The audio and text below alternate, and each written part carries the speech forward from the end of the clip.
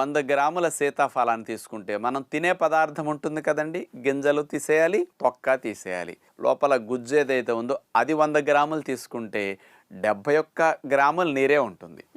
శక్తి 104 క్యాలరీల శక్తి. Okay.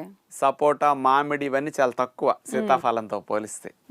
ముఖ్యంగా ఇందులో 25 గ్రాముల పిండి పదార్థాలు ఉంటాయి. కొవ్వులు 0.6 గ్రామ్స్, కొవ్వులు అసలు ఎక్కువ ఉండవు. మాంసకృతులు 1.7 గ్రాములు, 2.5 గ్రాముల పీచు పదార్థాలు ఉంటాయి. రక్షణ వ్యవస్థకు సంబంధించిన విటమిన్ సి 20 మిల్లీగ్రాములు ఉంటుంది, కాల్షియం 30 మిల్లీగ్రాములు ఉంటుంది. ఈ ఓవరాల్ గా ఉన్న స్థూల సూక్ష్మ పోషక విలువలు అన్నమాట. మరైతే డాక్టర్ గారు, ఈ పండును అసలు వర్షాకాలంలోనే ఎందుకు ప్రవేశపెడుతుందండి మన ప్రకృతి? మరి వర్షాకాలము అంటే రకరకాలుగా అంటువ్యాధులకి పెట్టింది పేరు. అవును. ఇన్ఫెక్షన్స్ ఎక్కువ వచ్చే అవకాశం ఉంటుంది, రక్షణ వ్యవస్థ పెరగవలసిన అవకాశం ఉంటుంది. కాబట్టి ఈ